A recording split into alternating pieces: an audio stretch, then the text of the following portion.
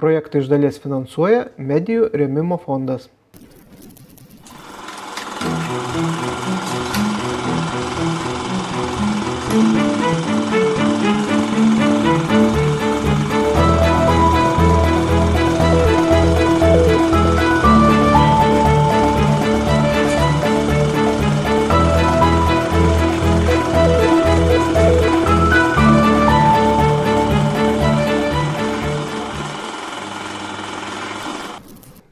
Sveiki malonūs televizijos žiūrovai. Jūsų dėmesiu laida Anadien Šiauliuose. Šiandieninę mūsų laidą norėtumėme paskirti Šiaulių dokumentikai. Ir pirmas mūsų filmas, susijęs su mirusiųjų pagerbimo diena, su vėlinėmis, tai Rimanto Roko Jonaičio filmas Liko kryžius. Ir tada prasidėjo atgimimo laikai. Sužinau, kad mano žmonos gimtinė kaimas daro kaimo susitikimą ir susitiks prie kryžiaus pagerbs. Ten ne vienos sodybos ten nebebuvo. Paprašiau, kad parinktų nuotraukų, kad atliktų veiksmą šiokį tokį vaidybinį. Ir jie sutarė tą dalyką daryti ir aš ir padariau tą filmą Liko kryžius. Įsijaučiau šitą tų žmonių jausmus, dėl ko jie nori susitikti. To kaimo reiškia tame kaime, kad matytų vaikai, anūkai, kur buvo, iš ko jie yra kilę. Ir paprašiau, kad parinktų nuotraukų. Ir jau buvo 88 metai. Jau drąsiai galima eiti buvo su vėliava. Ir giedoti buvo galima. Reiškia, išdrįsau į filmą įdėjau giesmę. Kad tą giesmę gauti irgi turėjau Šiaulių Švento Jurgio bažnyčiai choras, kad pagiedotų. Reiškia, ir himną pagiedojo, taip iš karto garsas atsirado. O paskui taip jautriai įsijaučiau į tą filmą, kad kol suki, pasidaro skaudu, tada kerpi. Vėl dedi keletą planų, vėl skaudu ir tada kerpi. Ir praktiškai jis man jautriai labai mane nusėdo tas filmas. Ir aš, kai parodžiau pirmą kartą, tai man Vilniaus specialistas Eustachijus toks Baukštikalnis, amžinatelis, jam dabar dėkingas. Sako, tik tu nesitark su nieko, kaip reikia daryti, nes tu esi subrendęs tam dalykui, vienas turi savo nuomonę, o kita tik gali pagadinti šiek tiek. Ir Vilniuje tas filmas, kai buvo parodytas, aukštai buvo įvertintas, buvau ir materialiai paskatintas, ir į Baltijos kino festivalį su to filmu nuvažiavau, į Leningradą tada. Ir už tai dar gavau kelialapį į Uniką pasaulinį festivalį. Tada buvo Zagrebas.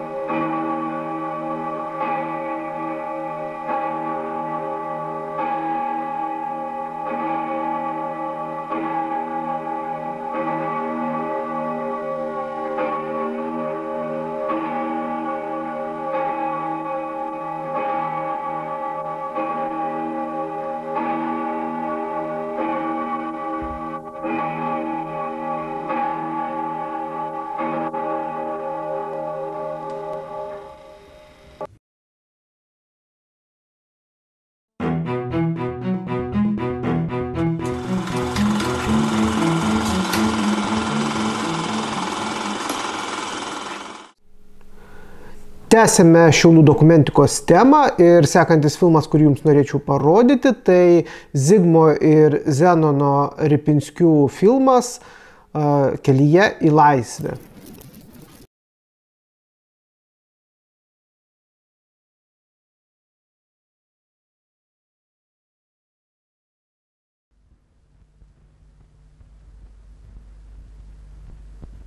Что эти процессы пытаются недобросовестно использовать различные националистические, экстремистские группировки.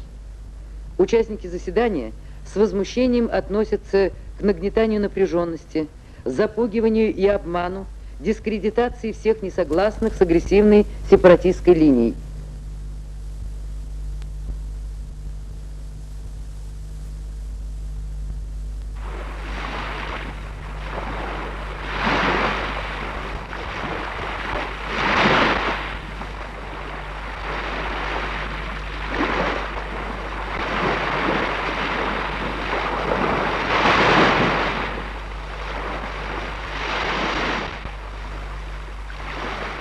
Tūkstantis 989 rugpjūčio 23 sukako 50 metų nuo tos dienos, kai buvo pasirašytas dviejų mūsų amžiaus galvažudžių Stalino ir Hitlerio sandėris, netrukus pastumėjęs Baltijos tautas Lietuvą, Latviją ir Estiją prie bedugnės krašto.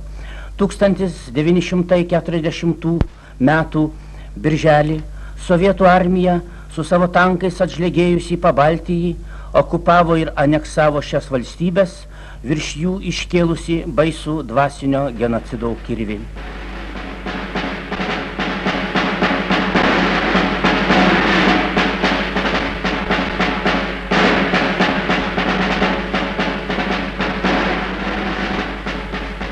Mes nepalūžome, mes likome gyvi. Tai dar kartą įrodė 1989 metų rugpjūčio 23.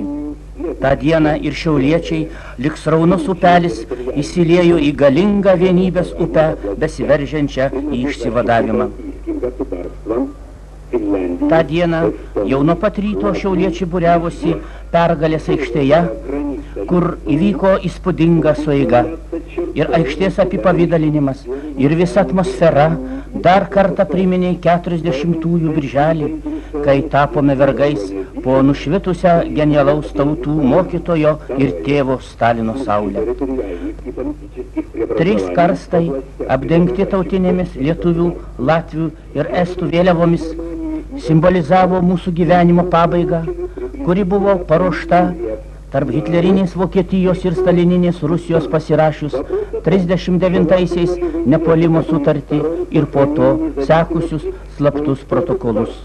И о границах такого государства будет окончательно решен лишь ходом будущих политических событий.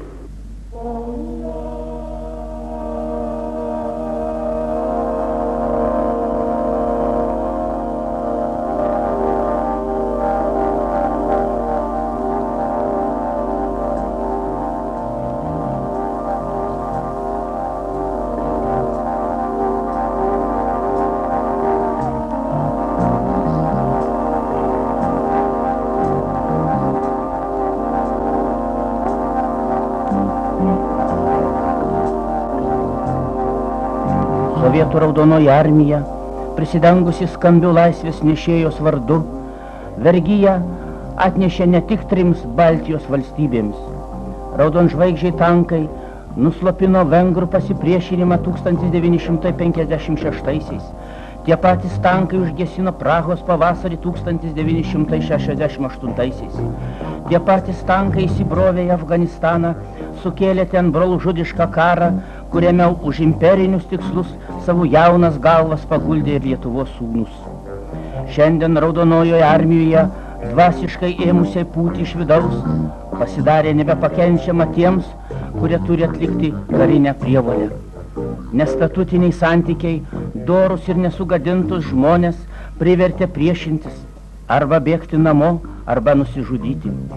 Protestuodami prieš tokią tvarką šlovingosiuose SSSR ginkluotosiuose pajėgose, jaunuoliai pakviesti Lietuvos laisvės lygos ėmė grąžinti karinius bilietus.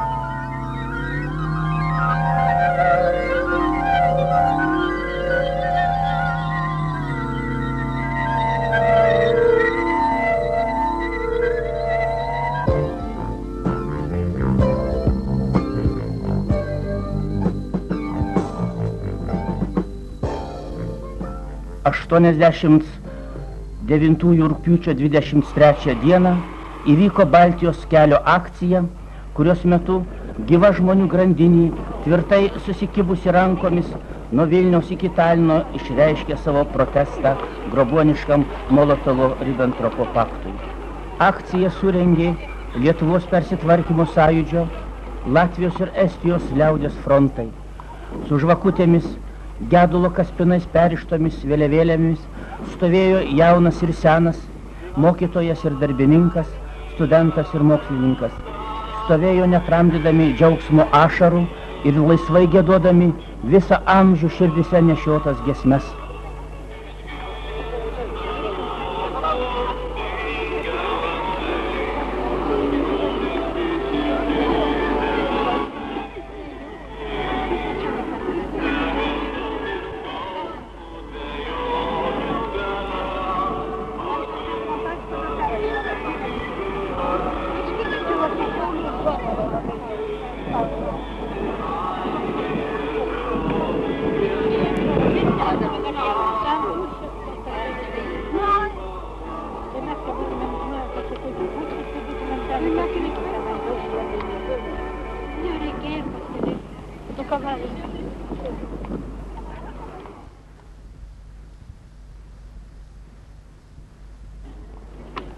O štai Pravdos laikraštyje netrukus pasirodė TSKP-CK pareiškimas dėl padėties tarybinio Pabaltijo Respublikose.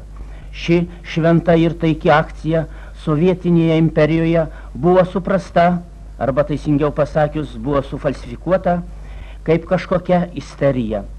2 milijonų žmonių grandinė, tiesiai pasakysiu, buvo norėta apipilti šmeižto paplavomis, atgrasinti mus nuo laisvės siekio. Kreipdamiesi į Pabaltijo moteris, taip vadinamo pareiškimo kūrėjai užsiminė apie kažkokias bėdas, kurios laukia mūsų vaikų. Vadinasi, reikėjo tikėtis represijų. Užgrobikas gali visai pasielgti, tačiau anot patarlės šuo loja, o karavanas eina.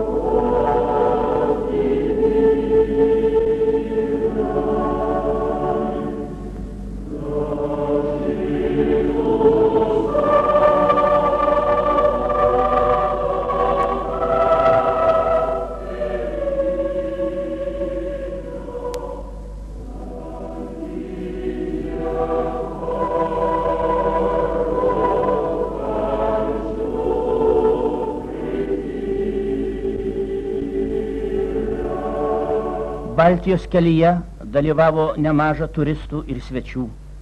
studentė iš Čekoslovakijos ir studentas iš Vokietijos demokratinės respublikos, iš Greifswaldo miesto Maikas Taifa, vieningai pabrėžia savo susižavėjimą Baltijos šalių vienybę, siekiant bendro tikslo tuo nuostabiu reginiu Lietuvos keliuose. Iš mūsų žemės niekas mūsų neišrovė ir niekas amžiais neišraus šaknų, įaugusių pas gimtą griovį, nebijančių ugnies, nei vėjo čiauraus. Šiuo Bernardo Brazdžionio posmu būtų galima užbaigti pasakojimą apie 89 rugpjūčio 23 dieną Šiauliuose, apie šiauliečių dalyvavimą Baltijos kelyje. Tačiau kova už Lietuvos laisvę tęsis ir po mūsų. Ir tie, kurie šią filmą žiūrės tada, kai mes jau būsime išėję, tegul toliau neš aukštai iškėlę trispalvę ir niekam neleis ją sutepti.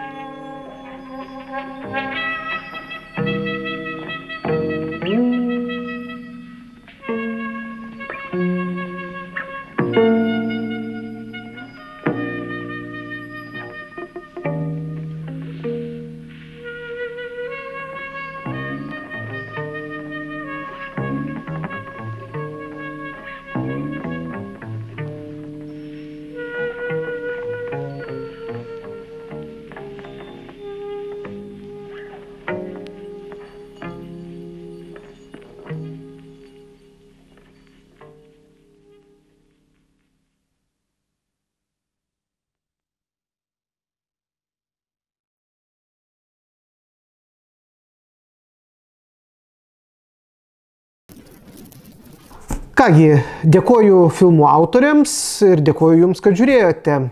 Pasimatysime už savaitės. Na, o jei Jūs savo archyvose turite tokių kino juostų, galbūt jos būtų įdomios mūsų televizijos žiūrovams. Rašykite mums kinoklubas@splius.lt. Iki naujų susitikimų.